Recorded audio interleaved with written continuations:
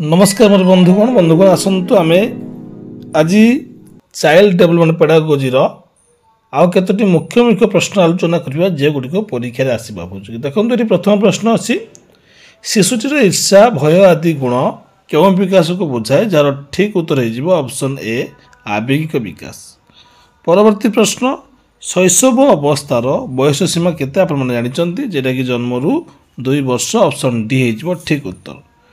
परवर्ती प्रश्न निम्नलिखित मध्यरु क्यों सामाजिक विकासटी शैशव अवस्था शिशु पाखे देखा जाए सामाजिक विकास शिशु पाखे देखा जाए जेटा कि ऑप्शन ए कांदिबा कांदिबा होची शिशुटर एक अमोघ अस्त्र कहले चले जहाद्वारा से सबकिछि हासिल करि पारे। 4 नंबर देखंतु शैशव अवस्था शिशुर सामाजिक विकास मोटामोटी कहा द्वारा प्रभावित होई थाए जार ठीक उत्तर ऑप्शन बी गृह परिवेश घर परिवेश ही शिशुर शैशव अवस्था को बेसी प्रभावित करिथाय। देखंतु आपन जदि नुआ अछन तेबे सब्सक्राइब करनियंतु परवर्ती वीडियो आवश्यक वीडियो पाइबा पाई।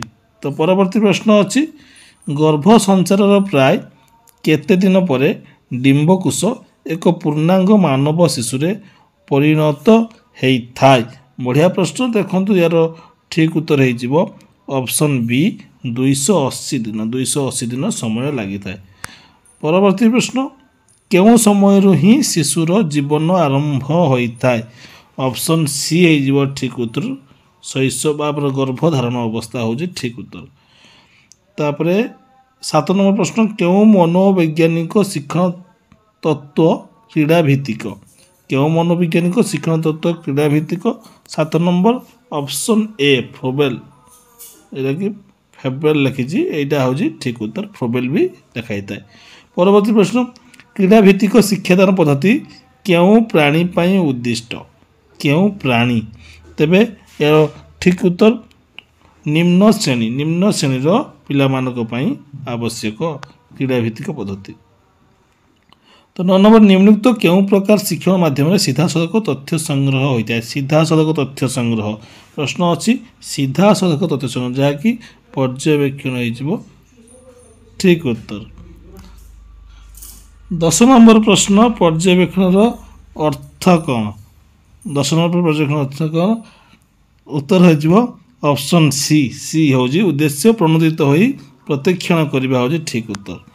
11 नंबर प्रश्न शिक्षार्थीर बारंबार अवांछित आचरण संशोधन पाई क्यों व्यवस्था करने आवश्यक प्रश्न गोटे बुझंतु शिक्षार्थीर बारंबार अवांछित आचरण संशोधन पाई क्योंटा आवश्यक जार ठीक उत्तर हो ऑप्शन ए दंड दंड हूँ तार अवांछित बारंबार ये को चेंज कर।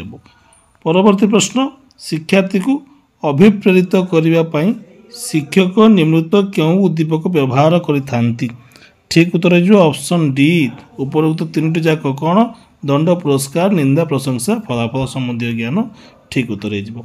परवर्ती प्रश्न अनाम व्यक्ति अधिनियम 1995 अनुजाई केते प्रकार स्वतंत्र आवश्यकता थिबा पिला अछंती तो ठीक उत्तर ऑप्शन सी 8 प्रकार।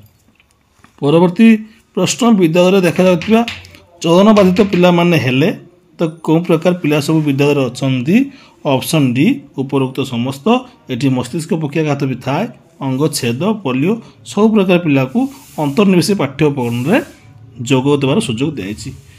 15 नंबर प्रश्न देखंतु निम्नलिखित केउं पाठ्यक्रम आधार में अंतर्निवेशी शिक्षा पर अधिक गुरुत्व दिया जायछि जार ठीक उत्तर ऑप्शन डी जातीय पाठ्यक्रम आधार 2005 यहाँ मन रखते आप जानते मध्य। परवर्ती प्रश्न अंतर्निवेशी शिक्षा को बुझे किए साहाय्य करिथाय ऑप्शन ए समन्वित शिक्षा हो ठीक उत्तर। रक्त स्रोत जदि आवश्यक परिमाण में जीवसार संश्लेषण करने को अक्षम हुए तेबे शिक्षण अपारगता सृष्टि होता है यह क्यों मनोवैज्ञानिक मत अटे ठीक उत्तर हो ऑप्शन सी कट मनोवैज्ञानिक कट मत अटे। 19 नंबर देखो निम्नलिखित मध्य केउंटी शिक्षण कार्यर उपादान नुहे एमध्य कौन सी नुहे आह्वानमूलक स्वतःस्फूर्त अंशग्रहण उभयक शिक्षण कार्यर उपादान नुहे ये ऑप्शन डी कौन सी नुहे ठीक उत्तर हो। परवर्ती प्रश्न କାର୍ଯ୍ୟଟି ପିଲାମାନଙ୍କ ପାଇଁ ଆହ୍ୱାନମୂଳକ ହୋଇଥାଏ ଯେତେବେଳେ ଯେତେବେଳେ କ'ଣ ଦେଖନ୍ତୁ ଏଠି ଦିଆଯାଇଥିବା କାର୍ଯ୍ୟଟି ଶିକ୍ଷାର୍ଥୀର ମାନସିକ ସ୍ତର ଆଧାରିତ ହେବା ଦରକାର, କାର୍ଯ୍ୟଟି ଅର୍ଥପୂର୍ଣ୍ଣ ହୋଇଥିବା ଦରକାର, କାର୍ଯ୍ୟ ପ୍ରତି ପିଲାଟିର ଆଗ୍ରହ ଥିବା ଦରକାର, ଅର୍ଥାତ୍ ଅପସନ୍ ଡି ହେଇଯିବ ଠିକ୍ ଉତ୍ତର। ଏଠି ସବୁ ଜିନିଷ ପିଲାମାନଙ୍କ ପାଇଁ ଆବଶ୍ୟକ।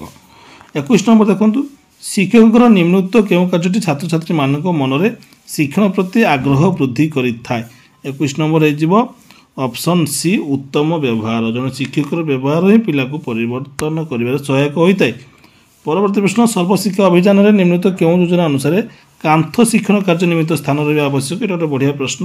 କାନ୍ଥ ଶିକ୍ଷଣ କାର୍ଯ୍ୟ, ଯାହାର ଠିକ୍ ଉତ୍ତର ଅପସନ୍ ଏ ଆମ ବିଦ୍ୟାଳୟ ଯୋଜନା ଅନୁସାରେ କାନ୍ଥ ଶିକ୍ଷଣ କାର୍ଯ୍ୟ ରହିଛି। 23 ନମ୍ବର, ନିମ୍ନୋକ୍ତ ମଧ୍ୟରୁ କେଉଁଟି ଶିକ୍ଷଣ କୈନ୍ଦ୍ରିକ ପନ୍ଥାର ଲକ୍ଷଣ ଅଟେ? ଯାହାର ଠିକ୍ ଉତ୍ତର ଅପସନ୍ ସି ଶିକ୍ଷାର୍ଥୀ ଶିକ୍ଷକ ମିଶିକି ଶିକ୍ଷଣର ମୂଲ୍ୟାୟନ କରନ୍ତି। ଏଠି ଶିକ୍ଷଣ କୈନ୍ଦ୍ରିକ ପନ୍ଥା, ଦୁଇ ଜଣ ମିଶିବେ ଏବଂ କାର୍ଯ୍ୟରେ ସମାଧାନ କରିବେ। ଶିକ୍ଷଣ କୈନ୍ଦ୍ରିକ ଶିକ୍ଷାଦାନ ନିମନ୍ତେ ୱେମର କେତୋଟି ଅଭ୍ୟାସ ପରିବର୍ତ୍ତନ ପାଇଁ ମତ ଦେଇଥିଲେ? ଯାହାର ଠିକ୍ ଉତ୍ତର ହେଇଯିବ ଅପସନ୍ ଡି 5ଟି ହେଇଯିବ ଠିକ୍ ଉତ୍ତର। 25 ନମ୍ବର, ଗଛର ଯେକୌଣସି ଦୁଇଟି ଅଂଶର କାର୍ଯ୍ୟ ସଂକ୍ଷେପରେ ଲେଖ, 100 ଶବ୍ଦରେ ଲେଖ। ଏହା କେଉଁ ପ୍ରକାର ପ୍ରଶ୍ନ? ଆପଣମାନେ ଜାଣିଥିବେ ଏଇଟା 100ଟି ଶବ୍ଦ ମାନେ ସୀମିତ ଉତ୍ତରମୂଳକ ପ୍ରଶ୍ନ ହେଇଯିବ। ଅତି ସଂକ୍ଷିପ୍ତ ଉତ୍ତରମୂଳକ ପ୍ରଶ୍ନରେ ଗୋଟିଏ ଶବ୍ଦରେ ଉତ୍ତର ଦେବାକୁ ପଡ଼େ, ଅଳଙ୍କାରିକ ଭାଷାରେ ଉତ୍ତର ଦେବାକୁ ପଡ଼େ, ଗୋଟିଏ ବାକ୍ୟରେ ଉତ୍ତର ଦେବାକୁ ପଡ଼େ, ଉପରୋକ୍ତ ସମସ୍ତ। ତେବେ ଏହାର ଠିକ୍ ଉତ୍ତର ହେଇଯିବ ଅପସନ୍ ଡି ଉପରୋକ୍ତ ସମସ୍ତ। କାହିଁକିନା ଏଇଟା ଅତି ସଂକ୍ଷିପ୍ତ କହିଛି, ତାକୁ ଗୋଟିଏ ବାକ୍ୟ କିମ୍ବା ଦୁଇଟା ବାକ୍ୟ ଲେଖନ୍ତୁ, ସୁନ୍ଦର ଭାବେ ଲେଖିପାରନ୍ତି ସବୁ ଉତ୍ତର ପ୍ରଶ୍ନ ଅନୁଯାୟୀ। ନିମ୍ନୋକ୍ତ ମଧ୍ୟରେ କେଉଁଟି ଭାବାତ୍ମକ କ୍ଷେତ୍ରର ଅଂଶ ବିଶେଷ? ଯାହାର ଠିକ୍ ଉତ୍ତର ଅପସନ୍ ସି ସାମାଜିକ ବ୍ୟକ୍ତିଗତ ଗୁଣ ଶିକ୍ଷା ଠିକ୍ ଉତ୍ତର। 28 ନମ୍ବର, ପର୍ଯ୍ୟବେକ୍ଷଣ ଫର୍ଦ୍ଦ ବ୍ୟବହାର ହୁଏ କେତେବେଳେ? ଯେତେବେଳେ ଜଟିଳ ବ୍ୟବହାର ପର୍ଯ୍ୟବେକ୍ଷଣ ପାଇଁ ଜଟିଳ ବ୍ୟବହାର ଆବଶ୍ୟକ ପଡ଼େ ସେତେବେଳେ ପର୍ଯ୍ୟବେକ୍ଷଣ ଫର୍ଦ୍ଦର ବ୍ୟବହାର ହୁଏ। ଏଇଟା ଠିକ୍ ଉତ୍ତର। ପରବର୍ତ୍ତୀ ପ୍ରଶ୍ନ, ଘଟଣାବଳୀ ବିବରଣୀ ଆଧାରରେ ମୂଲ୍ୟାୟନ କରିବାର ଅସୁବିଧା ହେଉଛି କେଉଁଥିରେ? ଯେଉଁଟାକି ଅପସନ୍ ଏ ଠିକ୍ ଉତ୍ତର। ଏହା ଅଧିକ ସମୟ ଆବଶ୍ୟକ କରେ। ଘଟଣାବଳୀ ବିବରଣୀ ଆଧାରରେ ମୂଲ୍ୟାୟନ କରିବାର ଅସୁବିଧା ହୁଏ କେତେବେଳେ? ଏହା ଅଧିକ ସମୟ ଆବଶ୍ୟକ କରେ। ତା'ର ଗୋଟେ ନେଗେଟିଭ୍ ପଏଣ୍ଟ। ତେଣୁ ପରବର୍ତ୍ତୀ ଭିଡ଼ିଓ ପାଇଁ ସବସ୍କ୍ରାଇବ୍ କରନ୍ତୁ। ଧନ୍ୟବାଦ।